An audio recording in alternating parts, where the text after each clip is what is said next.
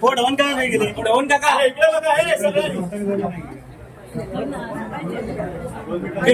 का बोलू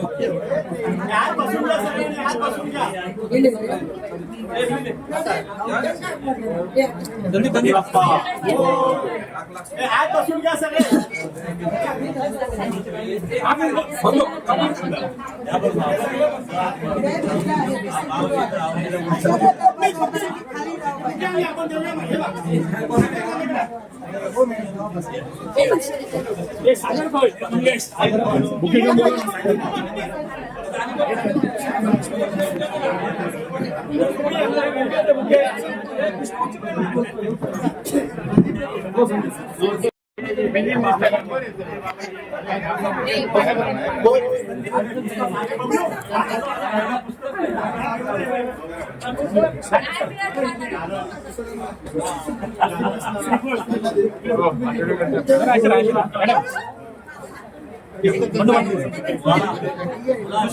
शिवाजी महाराज की जय हर हर पार्वती पते हर हर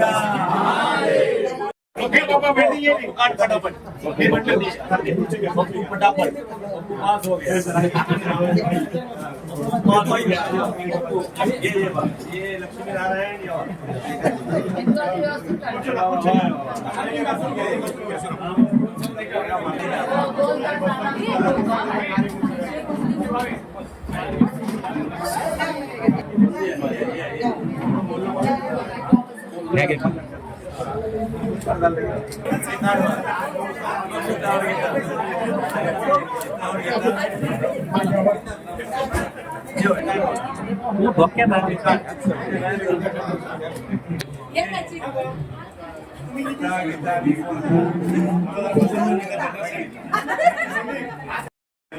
सर्वांचे आदरणीय हो साहेब राहून द्या ये बाबा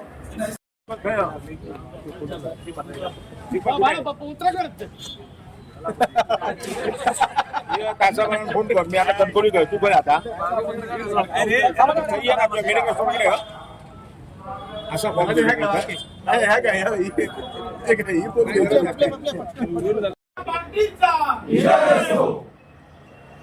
नमस्कार. याआधी आपल्या सर्व कार्यकर्त्यांचा आभार मानतो, कारण पक्षाने मला आमदार जो केलाय तो प्रामुख्याने कार्यकर्त्यांचा आमदार या माध्यमातून केला. पहिला कार्यकर्त्यांचा आधार की ज्यांच्यासाठी मी आमदार झालोय परिषदेला, कारण ही काही निवडणूक नाही, हे जनतेने निवडून दिलेला असा विषय नाही. हा कार्यकर्त्याने म्हणजे पक्ष, या पक्षाने मला दिलेली ही एक जबाबदारी आहे. त्यामुळे ज्यांच्यासाठी जबाबदारी दिली त्यांचं पहिला आभार मानतो की बाबांनो हे सगळं तुमच्यासाठी दिलेलं आहे. क्रमांक 1. क्रमांक 2, ज्या भारतीय जनता पक्षाच्या केंद्रातल्या नेत्यांनी या राज्यातले आपले नेते देवेंद्रजी फडणवीस साहेब, महाराष्ट्राचे अध्यक्ष रवींद्रजी चव्हाण साहेब, आमचे कोकणाचे नेते नारायणराव राणेजी, नितेशजी राणे, आशिषजी शेले, सगळ्यांच मला आनंद आहे की सगळ्यांनी एक मताने का होईना, कारण माझ्या माहितीप्रमाणे जवळजवळ 100-150 लोकांची यादी अख्ख्या महाराष्ट्रात, ती कमी कमी कमी कमी करत ती शेवटी 30 वर आली. त्या 30 वरना ती 5 वर आली. त्या 5 मधला मी एक झालो. याचा अर्थ मी नेहमी सांगतो, मला मिळालेलं पद किंवा कुठल्याही कार्यकर्त्याला मिळालेलं पद तू फार लायक असतो म्हणून मिळत नाही, तर त्याच्याबरोबर इतर पण मंडळी असतात, त्यांना ते मिळत नाही, आपल्याला मिळतं. म्हणून आपल्याला मिळालेल्या पदाचा जास्त गावगावा करण्यापेक्षा बिचारा त्यांना मिळालं नाही त्यांच्यासाठी मी नेहमी प्रार्थना करतो की त्यांना पण चांगली पदं मिळावी.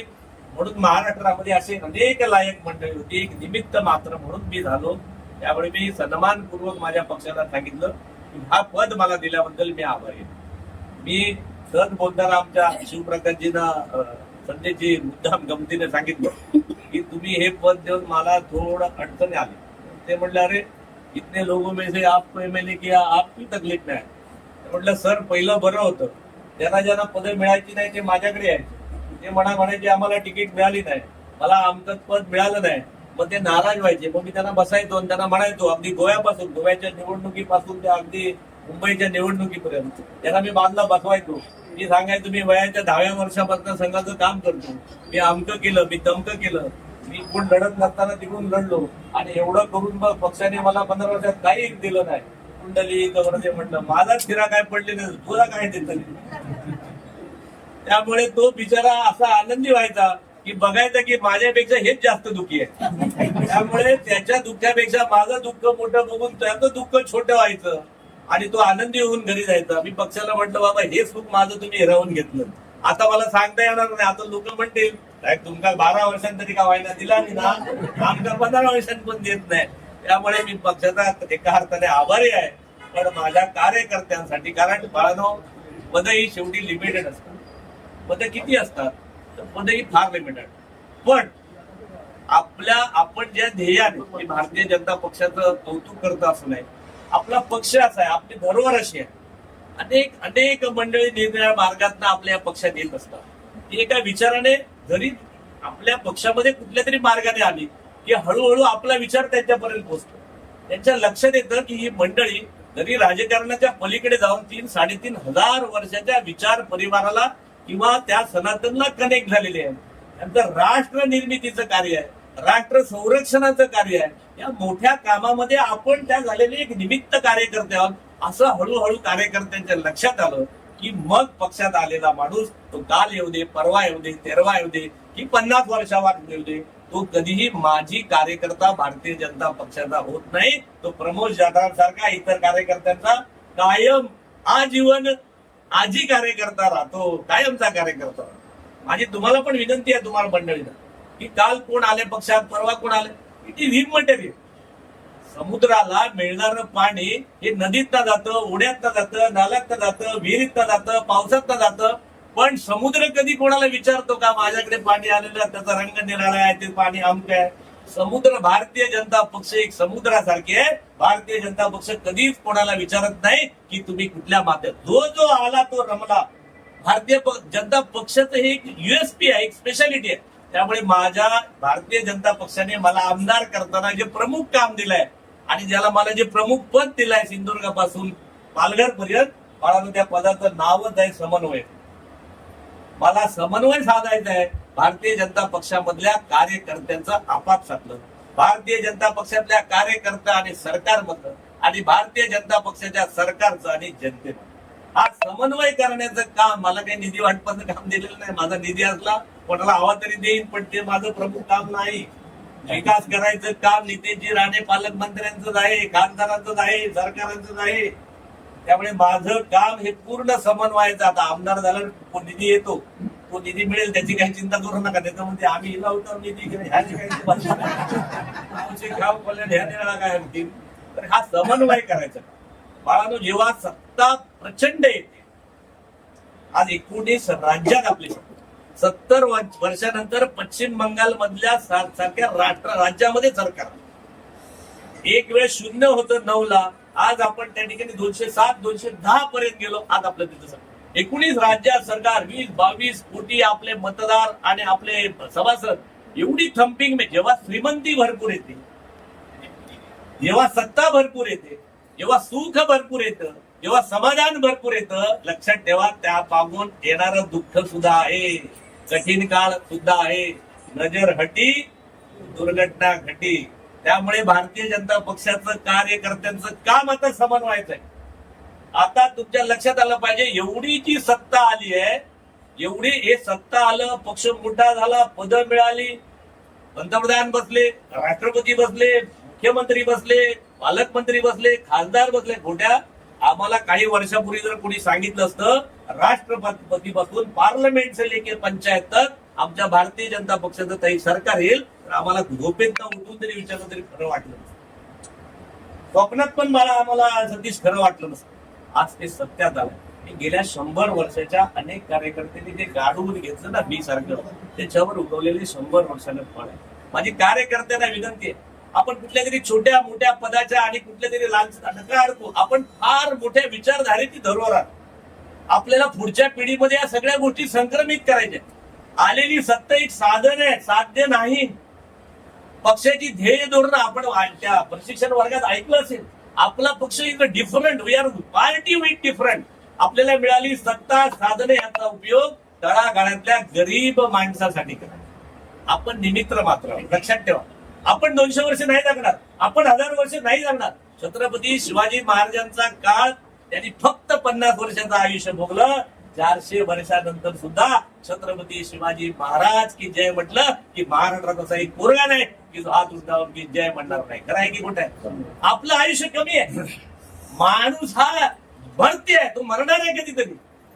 अहो माणसाचं माणूस मेल्यानंतर आपण बंगले बांधतो, घरं बांधतो, अनेक गोष्टी करतो. सतीश भैया, माणूस मेल्यानंतर घरातली माणसं पण सांगतात नाव पण घेत नाही. शिरा पडली म्हणतात बॉडी आधी का उचला आधी, नाव पण घेत नाही. कुंडली दे बॉडी या म्हणतात. ह्याच्यात नावावर बंगले बांधला नाही, ह्याच्यात नावावर गाडीवर घेतला नाही, ह्याच्यात नावावर सगळा केला नाही. जाताना पोरगो पण सांगता बॉडी लवकर बाहेर काढा, बॉडी लवकर बाहेर काढा. खरा की खोटा? काय आपलं आहे शेवटी बाळानं? हे सगळं आपण इथेच ठेवून जाणार आहे. म्हणून त्या मर्त मानवाच्या त्या भूमिकेत न जाता आपली विचारधरोहर आहे. हजारो वर्ष आपल्याला काम करायचं आहे आणि ते करताना ते टिकवण्याची या पिढीची जबाबदारी तुमची आहे. या भावनेतनं भारतीय जनता पक्ष फार सुंदर आहे. तुम्हाला सगळी पदं मिळतील, सगळं काम करू शकता. अध्यक्षीय पद्धत आहे. मी अनेक ठिकाणी सांगतो भारतीय जनता पक्षाची अध्यक्ष पद्धत फार ब्युटिफुल आहे. 3 वर्षाचा आमचा 7-12 अध्यक्ष असतो. जमलं तर एकदा आणखी रिन्युअल होतं. सतीश गोट्या एकदा रिन्युअल होतं. पहिला तो 7-12 असतो 3 वर्ष. जमलं तर आणखी 3 वर्ष 7-12 जातो. मग इतर हक्कात जातो, मग कुळात जातो आणि मग सगळे मिळून त्या कधी खुळ्यात काढतात त्या संदेश खरा की खोटा म्हणा. आजूबाजू कोण हे बघ हे पण तो भारतीय. असे अनेक लोक आहेत की त्यांना आज लोक खुळ्यात काढतात. त्यामुळे भारतीय जनता पक्ष फार ब्युटिफुल आहे, फार सुंदर आहे, फार रचना टिकाऊ आहे.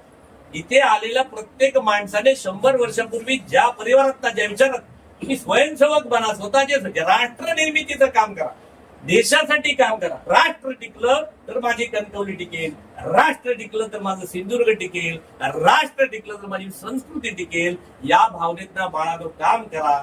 मग तुम्हाला कुठल्याही गोष्टीचे असं अन्याय वाटणारच नाही. मला कधी कधी कौतुक वाटतं. लोक मला म्हणतात 12 वर्ष प्रमोद चढावर अन्याय झाला. माझ्यावर घंटा काय अन्याय झाला तो मलाच कळावा. माझ्यावर कसला अन्याय झाला मी 10व्या वर्षापासून काम करतो. मला बरं मी इकडे येऊन निवडणूक लगेच आमदार होईल. माझ्या 10 पिढ्या हार्ट अटॅक नाही गेल्या.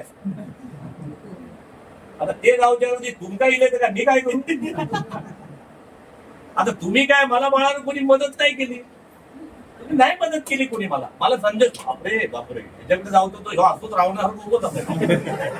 आता खाते की पण गिळतो खरंय की खोटे आहे. काय पुस्तक तुझ्याकडे गेले तर तू काय काय काय प्रकारचे पाठलाग केलं ते काय घेतलं मागतो वळून जो तो बाळा. अरे बापरे तुम्ही नाही सर राजन तेरी ट्रेन मध्ये भेटलो तरी उलटो झोपायचो. तिकडे तोंड करून इकडे तोंड गेले तो आता गाडी. अरे एकदा ते का खोकलं येत होतो विकशी बाटली तिथे ती पण घ्यायना म्हणते का जटरान तो वास येतो. मी जिंकलो बाळानो. हे बघा निवडणुका जिंकायला ना 2-3 तुम्ही किती मेहनत करा. कधी कधी परिस्थिती तुमच्यावर असेल, कधी कधी थोडं तुमचं लक पण असावं लागते. परिस्थिती निर्माण व्हावी लागते. मी माझ्या चांगुलपणामुळे मोठेपणा सांगत नाही, पण त्यावेळेला एक परिस्थिती निर्माण झाली बाळानो. माझ्या अकलेने माझ्या शानपणाने नाही, एक परिस्थिती निर्माण झाली. तुम्ही स्थानिक उमेदवार दिला नाही. बघा किती किती गोष्टी होतात. राणेसाहेब शिवसेनेत बाहेर पडले असते तर मला इकडे कोणी बोलवत नसतं. कुंडली दे अवशी थेट कार्यक्रम झाला असतो. आता ते बघा कसं माणसासाठी एखाद्या माणसाच्या नशिबात असेल ना तर ते परमेश्वर कसं आणून देतो. म्हणून तुम्ही लोक पण नका पदासाठी भांडू. तुम्हाला जर पद द्यायचं परमेश्वराने ठरवलं तर त्या घरी आणून देईल. याचं उदाहरण जिवंत प्रमोद जठार आहे. एका मिल कामगाराचा पोरगा. अरे काही संबंध नाही बाळा तुमचा. बायको सांगत होती जाऊ नको ते मारती राहणे तर पिढा आणखी घरात कशा झंगाट घेऊन येतं. अरे ही परिस्थिती होती. सतीश खरोखर पुस्तक लिहिलं होतं. हे माझ्याकडे हट काय काय लोक बसलेले, काय काय चांगले लोक होते. मी त्यांना गावात टाकून दिलेले माणसांनी घेतले. जे तुम्ही टाकून दिलं होतं त्यांच्याच घेतलंय मी निवडणूक. मला तो परिस्थिती मिळाली. आता आपण छत्रपती आणि समोर या तुमच्या सगळ्या मंडळींना घेताना माझ्याबरोबर 4 इतर पार्टीची लोक होते बाळा आलेली. ती मला म्हणले आम्ही पार्टी सोडून जाणार. कराय की नाही ताई? आणि गेली ती. ते म्हणले प्रमोद तू पण चल. म्हटलं मी नाही जाणार बाळा, हे माझं घर आहे, मी कशाला सोडू. आलेल्या पाहुण्यांचं मी स्वागत करेन. माझ्या संघाचे माझ्यावर संस्कार आहेत, असतील तसे घ्या, आणि राष्ट्राला, देशाला, पार्टीला हवे तसे घडवा. कुंडली ते अरे घडले की नाही, एका बाजू घेऊ एका बाजू घेऊ, झाले की नाही मध्ये तंटामुक्ती अध्यक्ष प्रमोद जठरे एका बाजू गेले असते काय, गेले असते आई रावण बाई रावण एका बाजू गेले असते, गेले की नाही. अरे येणार, सगळे येणार. राष्ट्राचा विचार केला की सगळे येणार, सगळं आंबा बाजूला सोडून देणार, सगळं होणार. पण आपण जेव्हा हे विचार सगळे ऐकतो, कशासाठी करतो, त्याचा कार्यकारण भाव हा जेव्हा लक्षात येतो आणि तेव्हा गुरुत्वाकर्षणाचा शोध लागतो. बाळाला झाडावरनं पडलेलं सफरचंद न्यूटनला दिसतं आणि मग न्यूटनला कळतं अरे हे आपल्याकडे तर पडला असं आंबो तर खाऊन टाकला नसता मेल्याने.